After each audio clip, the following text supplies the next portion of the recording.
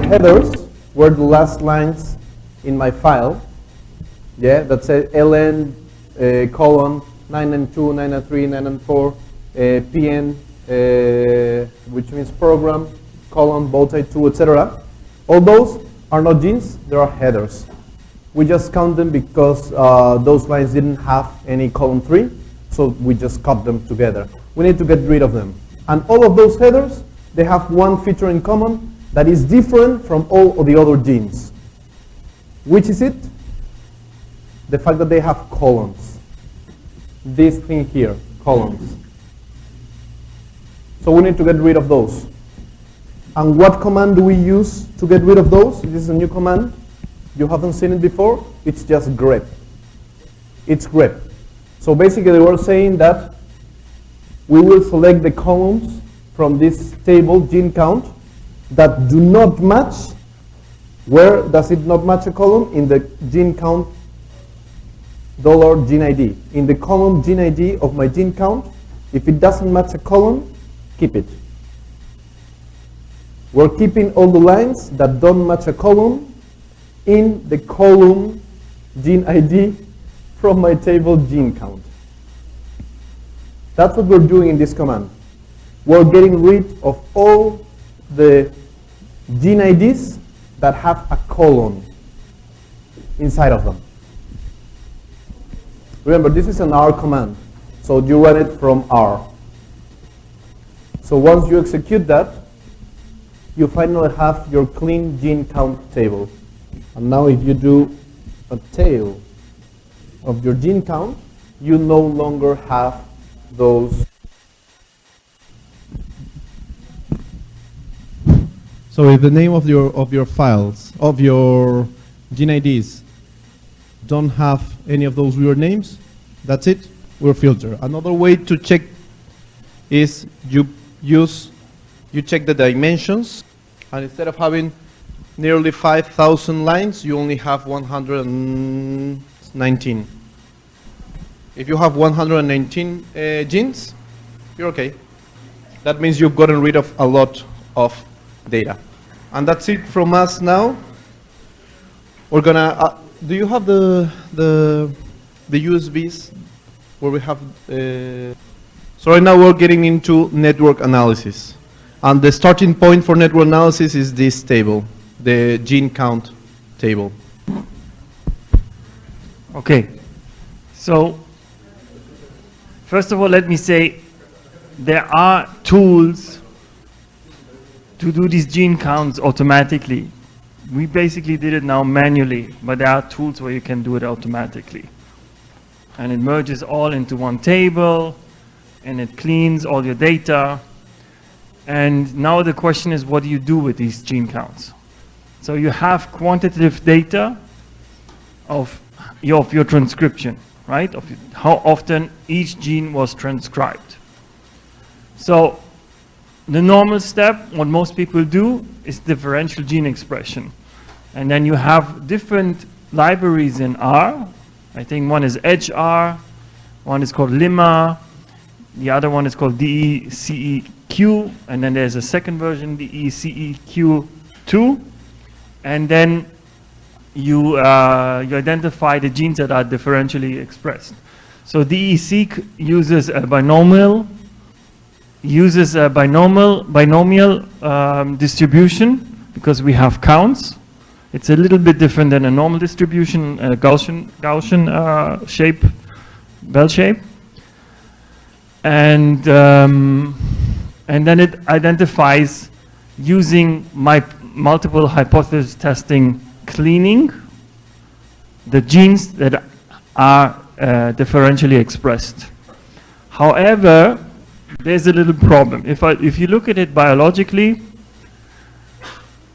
and biology doesn't take statistics into account, which means if you have a gene that is considered significantly changed, it is considered significant change because of statistics, not because of biology. Well, what happens if you have a gene that changes only by, let's say, 10% its transcription, 15% its transcription? It will be filtered out by these tools, by DECQ also by Lemma and all the other tools. But if you think about it biologically, these counts, these differences are still significant. So there's another tool. And this tool is called Weighted Gene Co-Expression Network Analysis. And it was developed by Steve Howard from at UCLA. And it is very, very much theory driven. So before we get into the actual analysis, we need to have some background about graph theory and networks in general. Okay. So, how did network analysis or graph theory started? So this is the bridge of Königsberg in Germany, and the very famous mathematician Euler, you might have heard of him. He was looking at the structure of the bridge. Oh, sorry. And he wanted to know, there was this island that was surrounded by a river, and it was connected by 1, 2, 3, 4, 5 bridges to the other parts of the city Königsberg. And what he wanted to know is, can I start at point A, walk over all bridges only once, and come back to my original point A? So in this case, it actually works. So you can consider these parts of length, the nodes, and the bridges, edges. So sometimes you will see also the annotation that is called vertices, which corresponds to nodes, and links, which are edges. You can use them however you want. So he came up with this theory, and he saw that it is possible. So this is how graph theory started. Let's try to do it. So you start at point A, right? You go to point B, over bridge A. You go to point A again, using bridge B. You go to point C, using bridge D. And then you go back to point D. You go back, no, you are. It is possible. Ask Euler, not me. He's dead. It is possible. Okay, so graph theory and networks have been used in biology extensively. So we know we have ecology food webs, where you have hierarchical networks, where you have different predators that sit on the top of the network, and then you go down and you have their prey, and so on and so forth. In neurology, obviously, it's a neurological network, and you connect between neurons. And now, in the last 20 years or so, we've been also starting using networks in molecular biology, capturing the relationship between cellular components, between genes, between metabolites, between proteins to genes, between genes to proteins, and so on and so forth. So the principles of biological networks is based on graph theory, which comes usually from social sciences. It all started 60, 70 years ago, when they were looking at actor networks, and they wanted to know whether how often actors play together. And there's this very famous Kevin Bacon paradigm. Have you heard about it? It's like, how many steps are you away as an actor from acting with Kevin Bacon? Okay, so how many steps? It's something that can also be applied to how many steps are you away from knowing each person in the world. How many people do you need to visit in order to visit each other person in the world? Take a guess. How many people do I need to go by to reach each person in the world? Actually, the number changed recently. It's 6 steps. I can reach any person in the world using 6 steps only. But due to Facebook, it has reduced to 5. So because Facebook is basically a network, right? It's a network of people. We are all connected by knowing one another. So due to Facebook, I can reach any person in the world by 5 steps. Okay? Let's continue. So, as I already mentioned, Facebook is a very well-known network. Also, Twitter uses basically graph theory to connect people. Google+, LinkedIn, and MySpace, I don't know if you remember this. I think it's gone by now. So here, now reduced to 5 degrees due to Facebook. It used to be 6 degrees of separation between people, now it's reduced to 5 degrees due to Facebook. Okay, and actually there are many labs in the world who use this. You can download the Facebook network and you can make analysis on it. So let's have some basic graph representation. So as I told you before, we have nodes, or called also a single vertex in plural vertices, and we have links or edges that are connecting the different nodes. So we can have directed graphs. That means if I'm here at this node, I can only go to that node. I cannot go back. That's a directed graph. I have weighted graphs. So each edge has a certain weight. Let's say we have a network of streets. Okay, we want to reach one place to another, and the edges are our streets. So some streets will have 3 lanes. Other streets will only have 1 lane. So that is a weighted network. On the street with 3 or 4 lanes, you can go faster, and you can more traffic can pass by than on a street with 1 lane only. We have hypergraphs. A hypergraph is a graph that contains hyper edges. What you see here, each node is only connected via 1 edge. But here, and that's especially important for enzymatic networks, we can connect 3 nodes with 1 edge. It can split. Different graphs that are used in biology.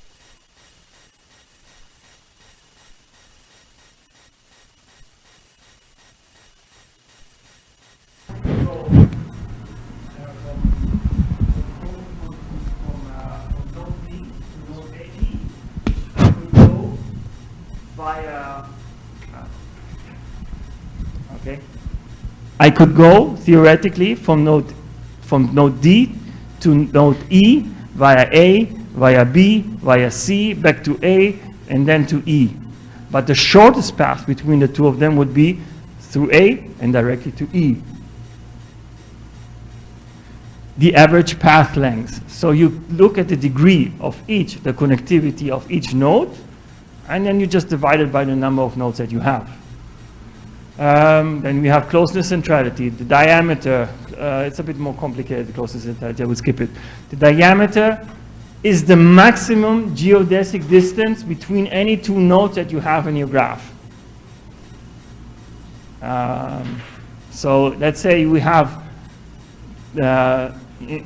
two nodes are connected via 2 edges. Another 2 nodes are connected to each other via 3 edges, and another 2 edges are connected via 4 edges, and that's always the fastest path between them. The diameter will be the longest of those, meaning it will be 4. You have the eccentricity of a given node, I, that's the maximum distance to any other node in the graph. So that's exactly the opposite of the geodesic distance. I want to see what's the longest path from let's start at point B to D. So I go to C, to A, to F, to E, back to A, and then to D. That would be the longest distance. We have clicks. Clicks are parts of the network where all nodes are connected to each other. Like here, A, F, and E, they're all connected to each other, and we can call it a click. Using the click, we can define the clustering coefficient. The clustering coefficient of a node is the proportion of existing edges from all possible edges between the neighbors of I. So it tells me basically how well connected my graph is. Okay, we are distinguishing between two types of graphs basically. One is a scale-free graph, and the other one is a random network. So here is the electricity grid of the US, and what you will see here that there is no real pattern between the nodes that we have here. So this is something called a random network. What happens in a random network, if I take one of those nodes down, I may collapse the entire graph. A scale-free graph, on the other hand, has hubs. So this is the airport connections between the airports in the States, and you will see here, which is that? That's a hub. That's Atlanta. That's a hub. What will happen is, if I take down one of those smaller airports, nothing will happen to the network.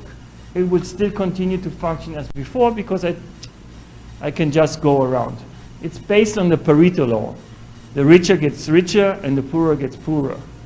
So there are a few hubs in the network that have the most connections, and the majority of the nodes in the network will only have a few connections.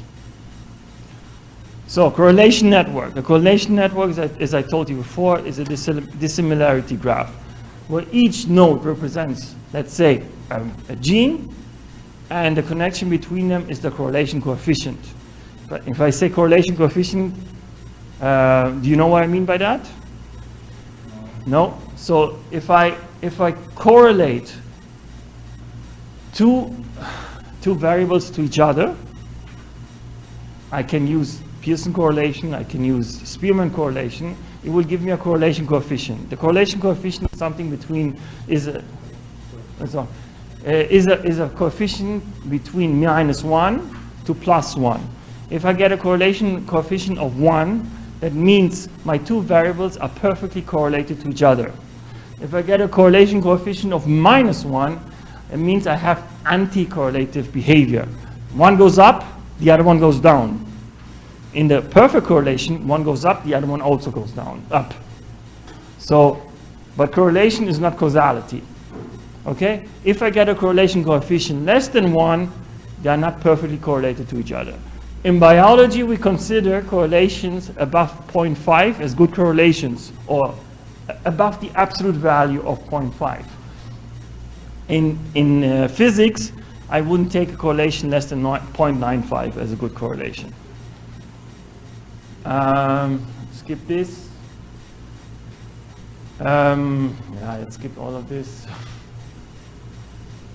Yeah, so how do we set up an experiment so we can actually run a correlation analysis? So this is something that we have discussed before. So let's say I have my plant population. That means I have a few varieties of the same plant, and I expose them to different conditions. Maybe rain, sun, drought, water deficit, any kind of stress. And then I measure, let's say, gene expression in all of these different conditions in a specific metabolite. And then what I get is a big, big matrix. Basically what we have now, a data count. Okay? So these data counts come from different conditions. I may want to see whether the gene expression changes between conditions. It changes between tissues. So we can do differential gene expression. But instead, we will go to correlation analysis. So each node in my network corresponds to a gene, and the connection between it is a correlation coefficient, showing me how well coordinated my genes are across different conditions. Let's say I have 5 different conditions. If one gene is highly transcribed under one condition, and the other gene is also highly transcribed under this condition, I will get a positive count. If in the other condition the transcription goes down, and also for the other gene the transcription goes down, I will get a correlation. So if they are correlated over all conditions, they will get a positive correlation. If they're anti-correlative, then they will get a negative correlation coefficient. This is basically a gene network. Okay. This is how you calculate it. This is a Spearman correlation. This is a Pearson correlation if you're interested.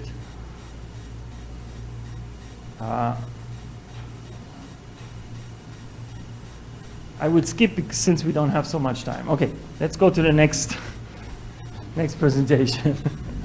So let's actually get into weighted gene co-expression network analysis. Yeah. How are we doing? Okay. So weighted gene co-expression network analysis was developed because of differential gene expression and the data that you lose when you do the differential gene expression. So if you have to correct for multiple hypothesis testing, you will lose a lot of data. And this is something that weighted gene co-expression network analysis can remedy. You don't leave out data in a correlation network. You take in all the gene counts and use all the gene counts.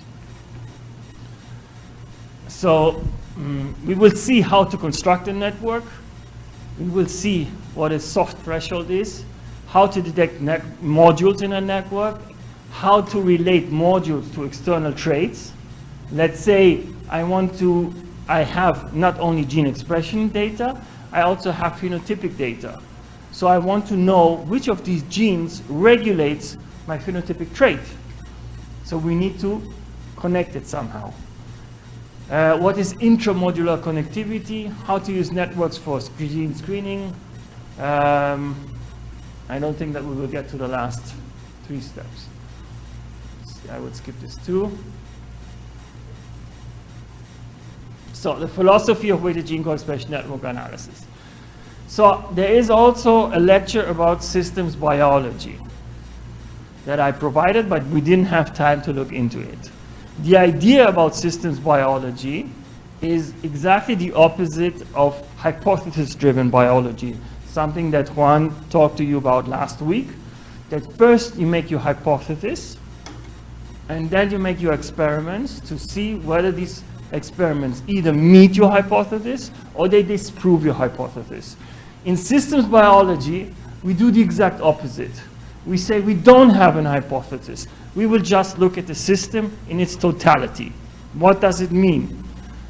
Usually when we have a hypothesis-driven an experiment, we look at specific molecular components of the cell. And we say, does it change when I change the condition? My hypothesis is does or it's not. In systems biology, we look on the entire system, which means, first of all, I can do the entire transcriptome, something that we did now. I can look at metabolism. I can look at proteomics. Once I collect all this data, I look at the different conditions, look whether something has changed at all. And if I find something, then I create my hypothesis. It's like this change is due to the change that my plant was exposed to. But if I don't see a change in my system, and then I say my plant is basically immune to this change. So this is the idea of systems biology. How do we do systems biology? One of the only ways to do systems biology is to use correlation-based network analysis. Why? Because I can correlate the different components to each other, and I can cross-correlate. I can correlate proteins to genes, I can correlate genes to metabolites, I can correlate metabolites to phenotypic traits. And based on this correlation coefficient, I can derive a hypothesis.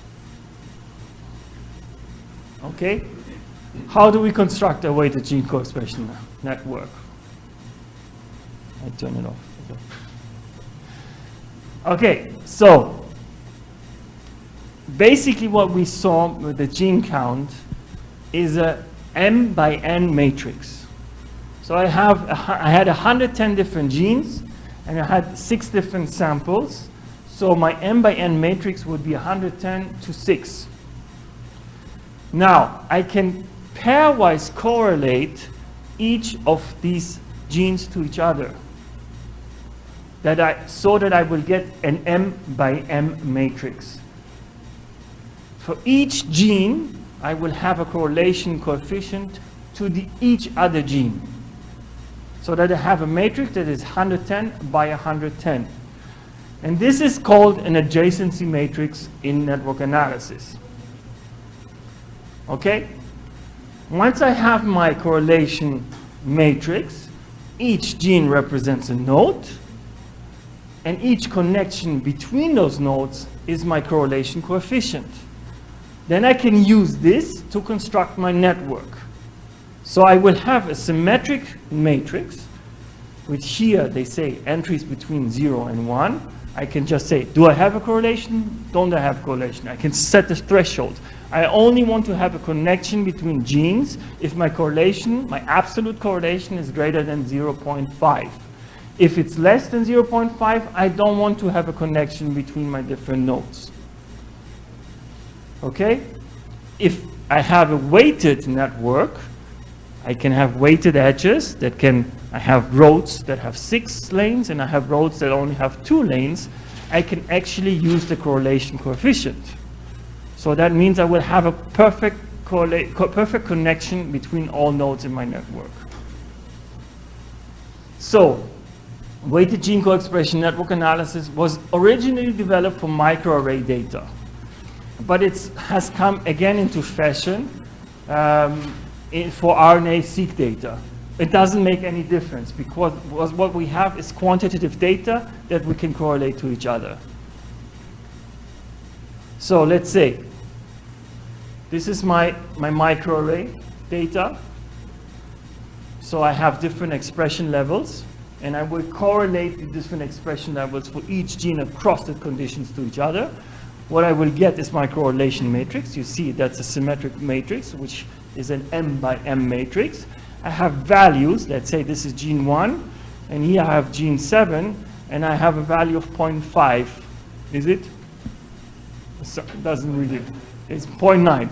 So my correlation between gene 1 and gene 7 is 0.9.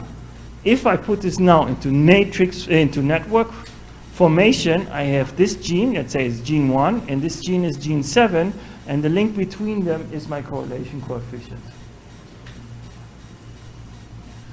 Okay, now, what we are trying to achieve with weighted gene co-expression network is a scale-free, a Pareto distribution. Why? I want to identify the genes that are hubs. I want to identify the genes in the network that have the most connections to other genes, have the most strongly correlated connections to the other genes. How do I do it? I raise it to the power of beta. What is beta here? This is something I have to evaluate. I don't know what it is in advance. But what I want to do, what happens if you take a decimal number to its power? What happens if it gets smaller? Exactly. So I sort of dilute my network. And at the end, I will, let's say, usually beta should be something between 7 to 20. Should never be more than 20, because then your network gets too diluted. And so if you have beta and you raise it to the power of 7, the strong correlations will still be stronger, much, much stronger than your weak correlations. And by that, I identify my hubs. Okay, here, often choosing beta of 6 works well, but in my experience, it's not true. Okay, so this is exactly what happens. Let's say I just use my correlation, okay? Then I will have this sort of distribution of edges between my nodes. If I increase my beta value, I also increase my scale-free formation, okay? The strong nodes in my network will become stronger, will remain stronger, and the weak nodes in my network with weak connections will become weaker.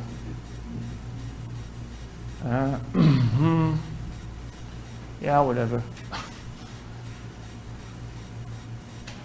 So,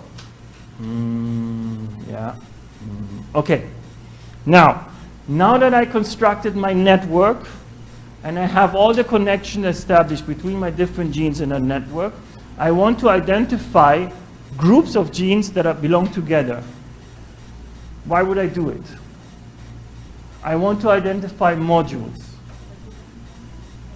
I want to identify genes that co-express throughout different conditions. By knowing the co-expression of these different genes to each other, I may infer pathways.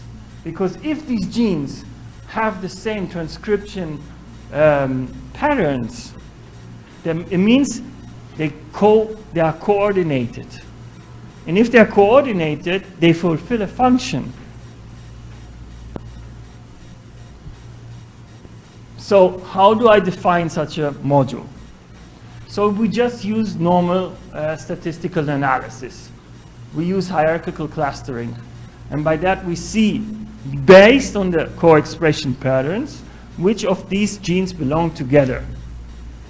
It's captured here. Okay? So, this is what you get. These are all the genes that I have in my collection. So we have this M by M matrix. Okay? If I do a hierarchical clustering of these genes, I will identify, this is like a phylogenetic tree, yeah? I will identify groups of genes that belong together. I will have a group here, I will have a group here, I will have one group here, one here, one here, one here, and one here, and one here. And then they are denoted by different colors. So this group corresponds to module yellow. This one black, red, brown, green, orange, and so on and so forth. Okay? And this is zoom in. Okay, we have here all these genes belong together and they're grouped in module yellow. What is it again that you use as a distance matrix for this one? It's just the correlation, the weighted correlation. That's, yeah, it's based on the weighted correlation coefficient. Yeah, right. Okay, so these are just different means of how to display the modules that are identified. It's the same thing. I have my blue module, my yellow module, my red module, and so on and so forth. Or here I can have it as a network itself. I can actually show it as a network. So why are these modules so important? I basically gave you the answer before. If I can group genes that belong together based on their co-expression patterns, I can identify functional, biological function. And this is something that we want, right? If I look at the phenotype, I want to identify the genes that are regulating my phenotype. Maybe it can be only a transcription factor, but I want to know which genes are correlated strongly to my phenotype. And by that, I can identify the genes within. So, how do I correlate my modules to my phenotypes? If I just told you I have a module that has, let's say, 1,000 genes in it, how can I correlate the entire module to my phenotype? For my phenotype, I have values, let's say, for 10 conditions, and I have values for my genes also for 10 conditions, but I have 1,000 genes. How can I correlate it in its entirety to the phenotype? So this is where the first principal component comes in. I don't know if you remember your linear algebra. If I have a matrix, I can extract my eigenvector out of it. The eigenvector is the diagonal that represents my matrix. And this diagonal has the same number of variables as the number of variables that I have in my phenotype. So if I have 10 variables of my phenotypes, 10 numbers of my phenotypes, and I have 1,000 genes, I would get an eigenvector And here I call it eigengene of length 10.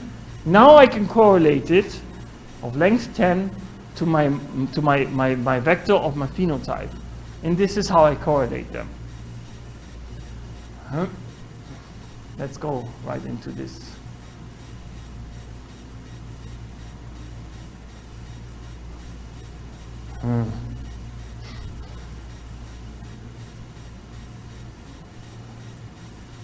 No, these are... Okay, sorry, there's no image that shows you actually the correlation between your module eigengenes to a phenotype. I thought there was. Now that I establish a correlation between my phenotypes and my module eigengenes, how do I know? And this is only theory, actually a theory that I don't believe, but this is the theory of weighted gene co-expression network analysis. How do I know which are the most important genes? Most important genes that regulate the phenotype that I'm interested in. So I look into the module, I sum up the weights of my correlation, and the gene, basically my hub gene, with the greatest summation of my correlation is also the most important gene. And that's the one that should have the major impact on my phenotype. So this is the theory behind it, but actually I've never seen it. I've used this many times and it never worked out. Okay. And what does work out? I created a genetic algorithm that reduces the number of, but I don't think we will get into this. Okay, so this is the theory behind it. I don't want to get too deep in it. Here are some examples from Steve himself, where they applied weighted gene co-expression network analysis, and they found these. They found that, for instance, if you compare a chimpanzee to a human, our DNA is 98% identical. But if you look at the transcription, it's completely different. So the modules that are identified for the human cannot be applied to a chimpanzee. So although we are 98% identical in our DNA, our transcription patterns are completely different. And this is something that I found out with this method. Then they also did,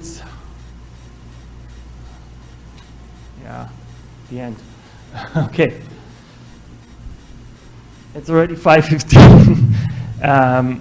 So this is the theory behind it. I know it may be a bit abstract to grasp right now, but we have, I prepared those tutorials for you. If you look into we will not start today. Hopefully we will do it tomorrow, if we don't have problem with Reinhold.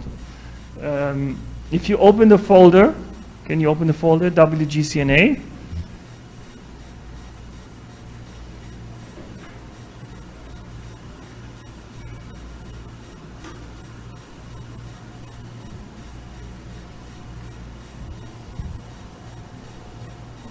In tutorials, should be in tutorials, and then you have WGCNA.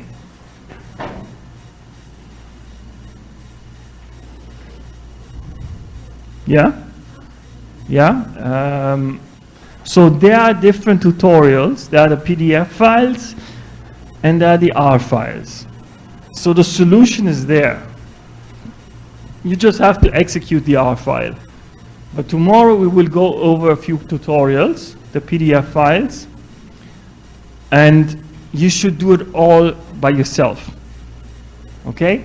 It will tell you exactly what command to write, but you should understand why you're doing it. And then while you're doing it, it will generate a few graphs, and you will look at these graphs together, and we'll try to explain exactly what you're doing. Okay? One last word. So you have to install the library, all capitals, WGCNA. It's a CRAN library. So what you have to do in R is install.packages, open bracket, WGCNA and close bracket. This is something we can do now, and then tomorrow we will start with the tutorial. Thank you. WGCNA. Yeah. This is what you need to do in your RStudio. Yeah. That's recommended. It's all R-based. We don't need to use Linux for that.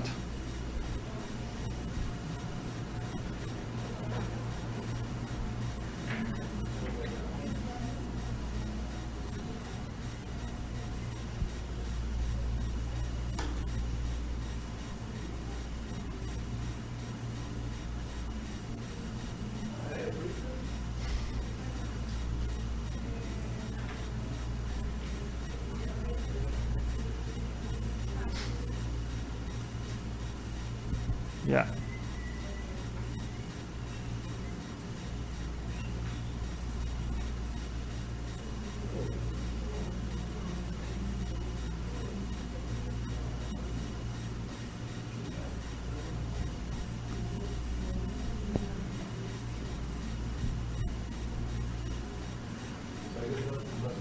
Yeah, that's it for today.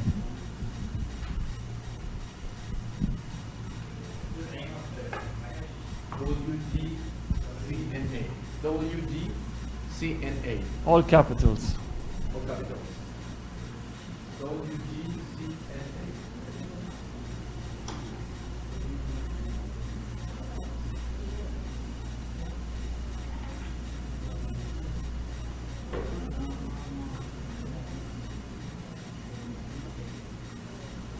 Yeah. Questions? Up to the script or not possible? You're not gonna ask, do you? No? Yeah, you can. Usually you can. Okay.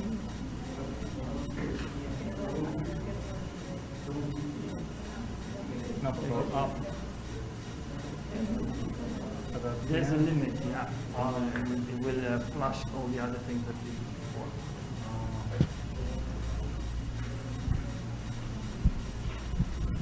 Questions? Now we do know it's been a bit overwhelming. Yeah. There's a lot of information to process, very little time.